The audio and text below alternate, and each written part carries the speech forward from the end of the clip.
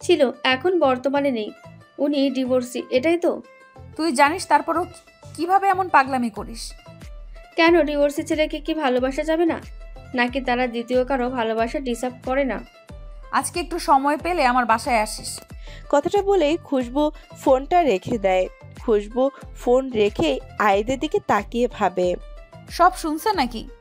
পরক্ষণই আবার ভাবে, শুনলেই কি আর, আমাকে বিয়ে যখন করেছে আমার ফ্যামিলি সম্পর্কে ওর জানার রাইট ওনার আছে। আর ওনার ফ্যামিলি নিশ্চয়ই আমাদের সম্পর্কে সব খোঁজ খবর নিয়েই বিয়ে দেয়নি। বন্যার মনে পড়ে 2 মাস আগের একদিনের কথা। ডিপার্টমেন্টের অফিস রুমের দিকে যাওয়ার সময় রিদানের সাথে একটা ছেলের কথোপকথন শুনে ফেলে। বন্যা পিছনে দাঁড়িয়েছিল, এর জন্য ওরা কেউ বন্যাকে দেখে না।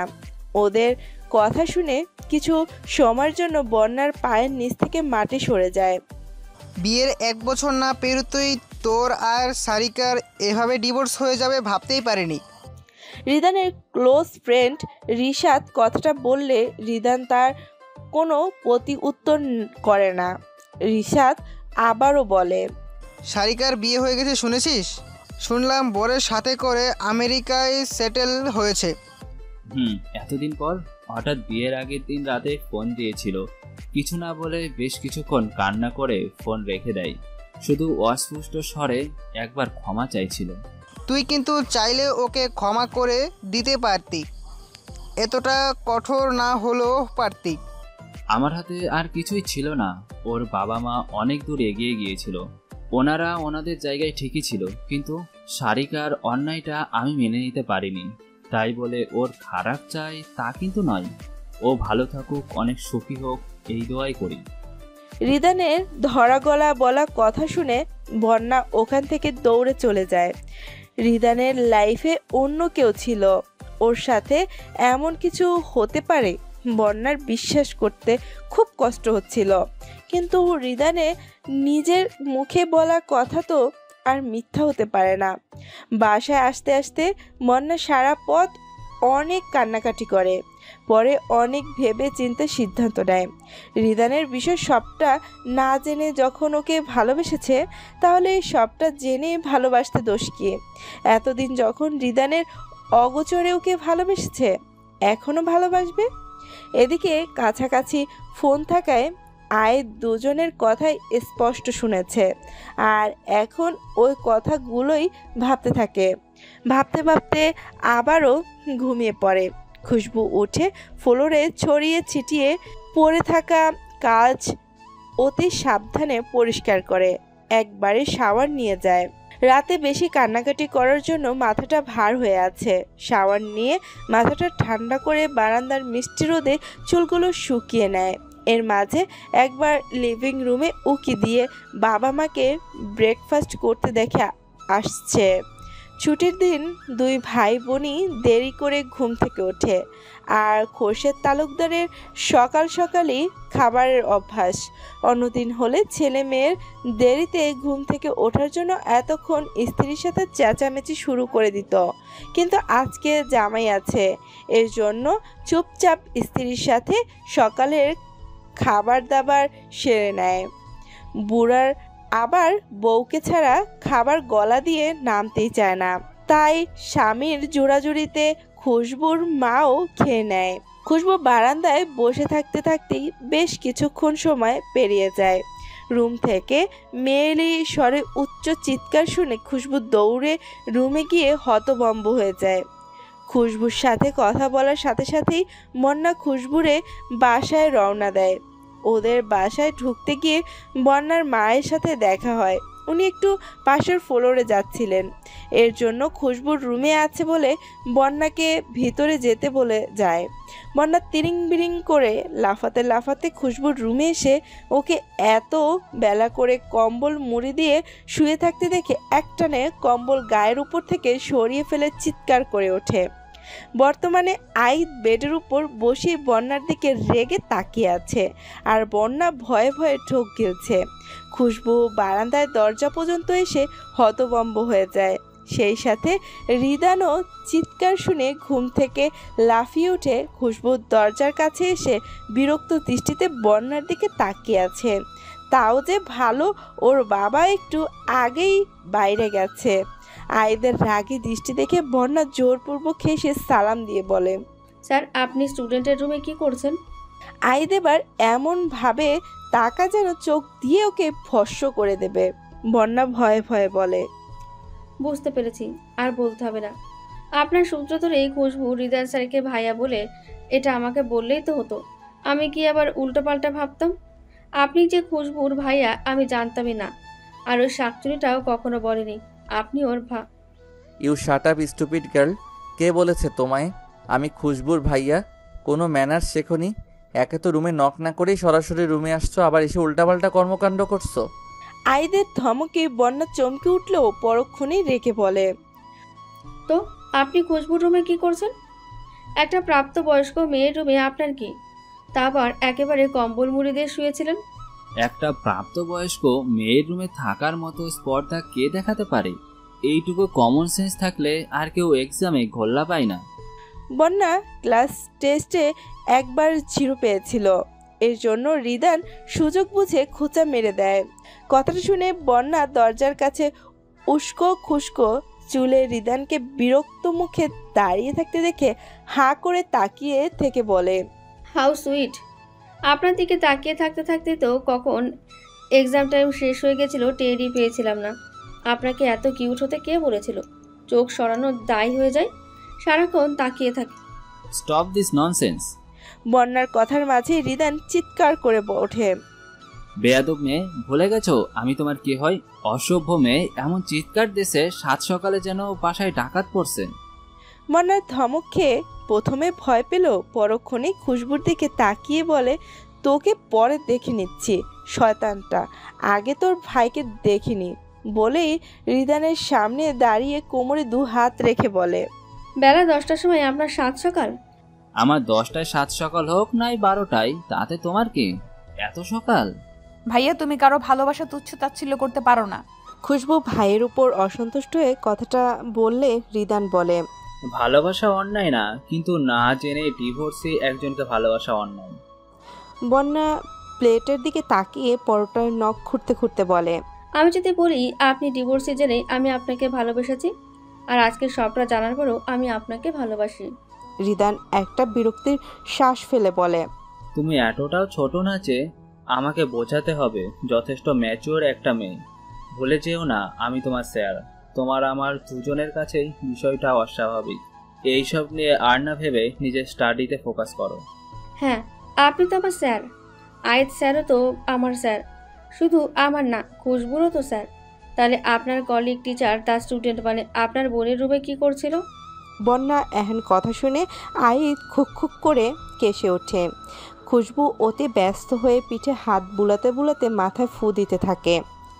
আহা, স্বামীর প্রতি স্ত্রীর ভালোবাসা থেকে মন প্রাণ জুড়িয়ে গেল। দেখেছেন স্টুডেন্টকে বিয়ে করলে কতটা কেয়ারিং বউ পাওয়া যায়। বন্যার এহেন কথায় খুশবু লজ্জা পেয়ে আইদের পিঠ থেকে হাত সরিয়ে নিয়ে চুপচাপ বসে পড়ে। নিজেকে নিয়ে খুশবুর এমন ব্যস্ত হয়ে ওঠা দেখে আইদও খুব অবাক হয়। রিদান রেগে বলে, খুশবু, এই ফালতু মেয়েকে আমি যেন আর বাসায় না দেখি। ফ্রেন্ড তো ভার্সিটিতে, খেজুরে আলাপ যা করার ভার্সিটিতে করে নিবি। অসভ্য মেয়ে একটা। আজকে আপনার বাসায় আসতে জন্য এভাবে ইনসাল্ট করছেন তো, অথচ একদিন আসবে যেদিন আমি এ বাসায় না থাকলে আপনার ঘুমই হবে না। বন্যা মনে মনে বলে, একের পর এক 5টা পরোটা খেয়ে ফেলে, এমনকি মাঝারি সাইজের এক বাটি ভর্তি মাটন খেয়ে ফেলে। 3 জোড়া চোখ যে অবাক হয়ে ওর দিকে তাকিয়ে ওর সেদিকে খেয়ালই নেই। আর একটা পরোটা নেয়ার জন্য হাত বাড়িয়ে দেখে আর একটাও নেই। এই খাবার জন্য জোর করে বসিয়ে আবার সবার এত এত কথা শোনাচ্ছিস। দোস্ত তুই ঠিক আছিস? তোকে ভূত প্রেত অ্যাটাক করলো নাকি? খুশবুর কথা শুনে বন্যা কিছু বলছে না, মুখ অফ করে বসে আছে। বন্যা, আর ইউ ওকে? আইদ কথাটা বলার আর সাথে সাথেই বন্যা দৌড়ে বেসিনের সামনে গিয়ে গড় গড় করে বমি করে দেয়। খুশবু ছুটে গিয়ে ওকে ধরে। এটা বমি করতে করতে কান্নাও করছে। বমি শেষে ক্লান্ত হয়ে বন্যার গায়ে শরীরটা এলিয়ে দেয়। খুশবুর চেয়ে বন্যা লম্বা চওড়া নাদুস নুদুস স্বাস্থ্যের অধিকারীর জন্য খুশবু ওকে ধরে রাখতে পারছে না। রিদানকে বের হয়ে যেতে দেখে আইদ এসে ধরে। আইদের সাহায্যে খুশবু বন্যাকে ওর রুমে এনে শুয়ে দেয়। বন্যা কিছুক্ষণ শুয়ে থেকে ওর পাশে বসা খুশবুর দিকে একবার তাকিয়ে আবার সোফায় বসা আইদের দিকে তাকিয়ে খুশবুকে বলে, নামিমা তো বেস্ট ফ্রেন্ড, তোর বিষয়ে আমার আর কি কি রে অজানা আছে? আয়েশ স্যারের গাড়িতে আমি তোকে এর আগে দুইবার দেখেছি। আমি তো ভাবছিলাম আয়েশ স্যারের সাথে তোর কিছু একটা চলছে, বাট জল গড়িয়ে যে এতদূর চলে গেছে বুঝতেই পারিনি। রিক্সাওয়ালা মামারে বললি তুই বিবাহিত, অথচ আমাকে বলিসনি। রিক্সাওয়ালা মামা জিজ্ঞেস করছিল তাই বলছিলাম, তুই তো আর জিজ্ঞেস করিসনি। খুশবুর ভাবলাসীন কথায় বন্যা ক্লান্ত মুখে শান্ত স্বরে অভিমান নিয়ে বলে, জিজ্ঞেস করির জন্য আমি সোনার ভাগিদারও হলাম না। ভালো ভালো, খুব ভালো। তা আমার আর তোর বিষয়ে আর কি কি অজানা আছে? বন্যা, আমার বিষয়ে একমাত্র তুই সব জানিস। আর বিয়েটা হুটহাট হয়ে গেছে, আমাকে একটু বোঝার চেষ্টা কর আমি নিজে কোন পরিস্থিতির মাঝে। খুশবু এইটুকু বলে পিছন ঘুরে আইদকে অন্যদিকে তাকাতে দেখে চুপ হয়ে যায়। আইদ এদিকেই তাকিয়েছিল আর খুশবু ওর সামনে এসব বলতে ছিল, এর জন্য খুশবুর এই বিষয়টা খারাপ লাগে। বন্যা ওদের দিকে তাকিয়ে প্রসঙ্গটা পাল্টাতে বলে, এটা নাই বুঝলাম, বাট তোর ভাইয়ের বিষয়টা?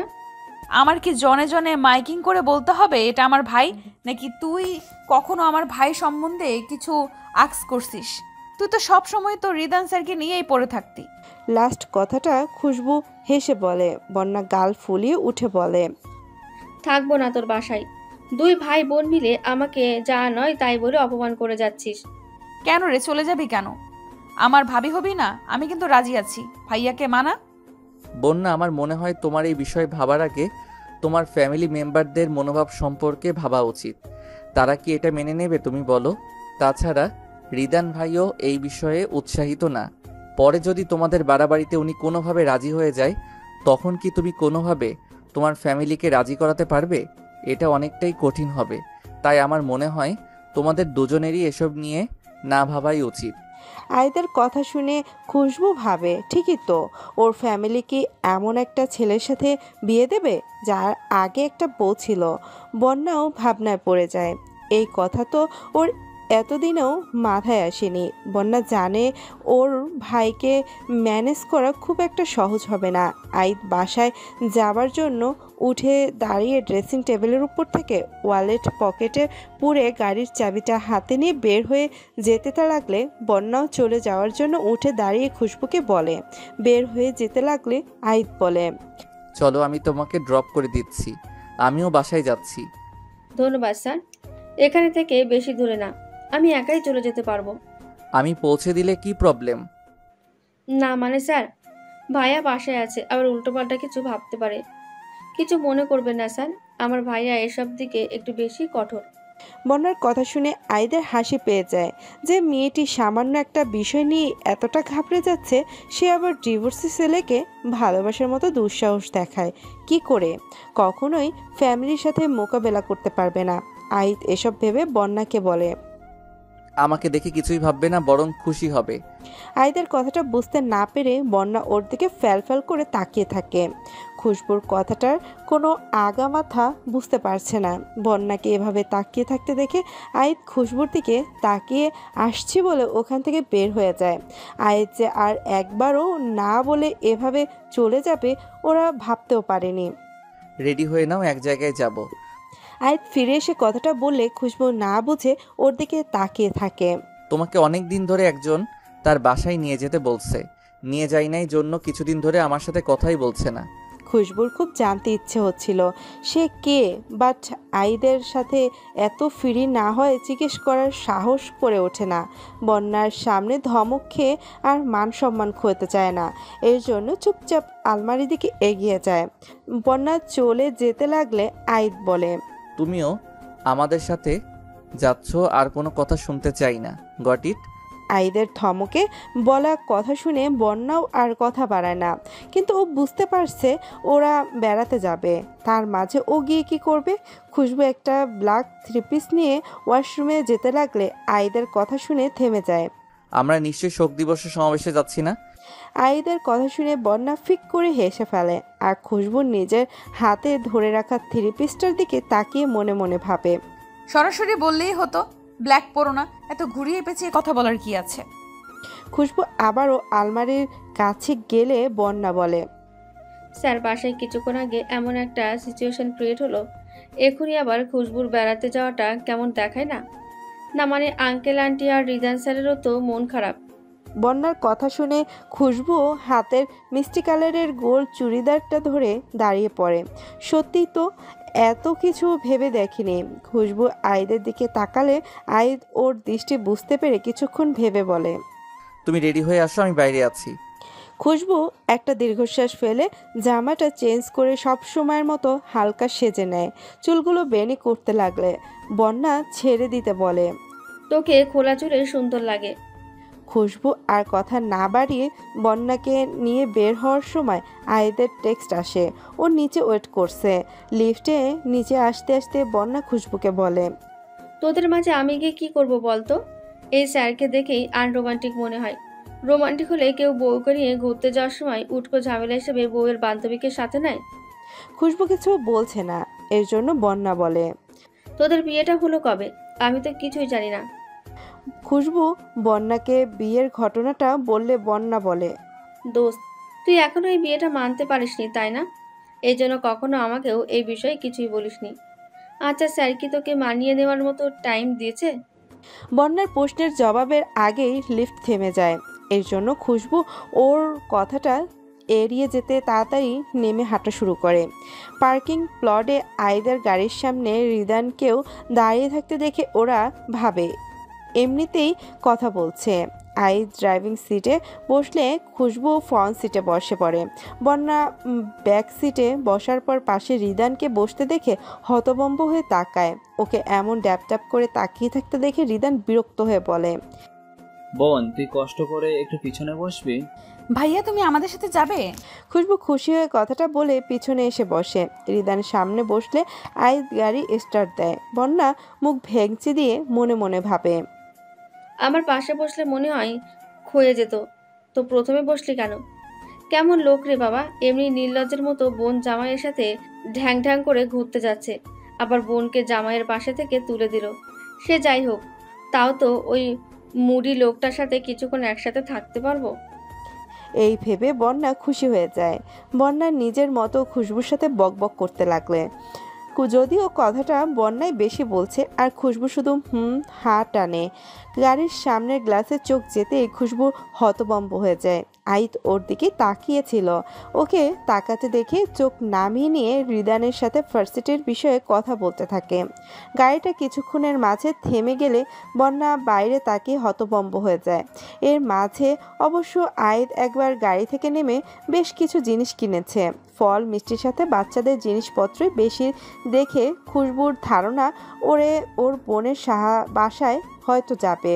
নিজেদের সাদা রঙের মাঝারি সাইজের ডুপ্লেক্স বাড়িটার সামনে গাড়ি থামাতে দেখে বন্যা মনে মনে খুবই অপমানিত বোধ করে। ওকে এইভাবে ওর বাসার সামনে নামিয়ে দিয়ে অপমান করেছে। বন্যা এসব ভেবে যেচে আর অপমানিত হতে চায় না। না চেয়ে গাড়ি থেকে বের হয়ে বাড়ির ভিতরে চলে যায়। কিন্তু একবারও ভেবে দেখলো না আইদ বাসাটা চিনল কিভাবে। এই মেয়েটার কি কমন সেন্স নেই? চেনা নেই, জানা নেই, এভাবে হুট করে গাড়ির ভিতরে ঢুকে গেল। রিদান গাড়ি থেকে নেমে দাঁড়িয়ে কথাটা বললে খুশবু বলে, ভাইয়া এটা তো ওরই বাসায়। রিদান নিজে অবাক হয়। আইতোকে বলেছে ওর বোনের বাসায় যাবে, ওর বোন ওকেও সাথে নিয়ে যেতে বলেছে। কথাটা অবশ্য আইত এমনি বলেছে যাতে রিদান না করতে না পারে। তবে বলেনি এমন না, খুশবুর ফ্যামিলির সবাইকে বেশ কয়েকদিন ধরেই যেতে বলছে। কিন্তু রিদানের মাথায় ঘুরপাক খাচ্ছে এখানে নেমে দাঁড়ালো কেন। আইদ কাউকে ফোন দিচ্ছেন, এর জন্য কিছু জিজ্ঞেসও করতে পারছে না। ফোন রাখতেই বাসার ভেতর থেকে আদিবাকে দৌড়ে বের হয়ে আসতে দেখে রিদান খুশবুর দুজনেই অবাক হয়ে যায়। আদিবা খুশি হয়ে এক ছোট্ট ভাইকে জড়িয়ে ধরে বলে, ভাই আমি অনেক সারপ্রাইজড হয়েছে। আইদ বোনের বাচ্চামি দেখে মুচকি হেসে বলে, ছাড়ো তো, কি নিধের মতো বাচ্চামি করছিস? আর তোর ননদ তো আমাদের রেখেই চলে গেল। আদিবা আইদকে ছেড়ে অবাক হয়ে বলে, বন্যা তো ওর ফ্রেন্ডের বাসায় গেছিল, মাত্রই বাসায় ঢুকতে দেখলাম। তুইও কি কোথায় দেখলি? সে অনেক কাহিনী, আপাতত ভিতরে নিয়ে যাবি না, বাইরে দাঁড় করিয়ে রাখবি। আদিবা রিদান আর খুশবুর দিকে তাকিয়ে একটু লজ্জা পেয়ে যায়। রিদানের সাথে কুশলাদি বিনিময় করে খুশবুর হাত ধরে ভিতরে নিয়ে যায়। লিভিং রুমে সোফায় বসার পর আইদ এদিক ওদিক তাকাচ্ছে, এর জন্য আদিবা বলে,